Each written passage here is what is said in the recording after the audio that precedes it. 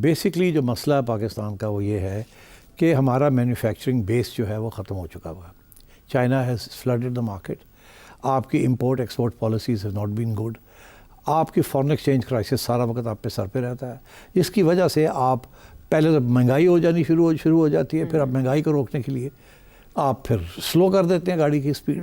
جب گاڑی کی اسپیڈ سلو کرتے ہیں تو پھر امپلائمنٹ نہیں ملتی, کھانے پینے کو نہیں, مطلب آل سارٹس آف پرابلمس. تو my sense is that in terms of achievement کس طریقے سے میجر کی جائے. ایک تو یہ ہے کہ جی پتہ لگے جی 5% گروتھ ہو رہی ہے, وہ تو ہو نہیں رہی.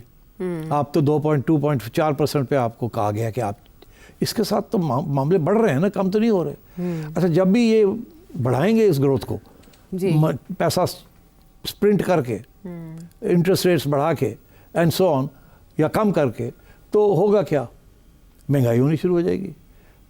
تو اس لیے یہ پرانا سٹائل ہے پاکستان کی گورنمنٹس کا کہ پہلے تو یہ خرچے کرنے شروع کر دیتے ہیں, پھر جب دیکھتے ہیں کہ یہ تو گڑبڑ ہوگی, ڈیفیسٹ ہوگی, پیسے نہیں ہیں, یہ نہیں ہے, وہ نہیں ہے, پھر اس کو روکتے ہیں اور پھر ساری چیز ڈپریشن کی طرف چلی جاتی ہے, سب کچھ رک جاتا ہے. سو دے آر کاٹ ان دس. اور فارن انویسٹمنٹ آ نہیں رہی, پاکستانی انویسٹمنٹس کر نہیں رہے لوگ. اب انسٹیڈ آف مینوفیکچرنگ یا ابھی اے آئی وغیرہ ادھر جا نہیں رہے ہیں. سو دس از دا پرابلم کہ دی اکانومی نیڈز جوس.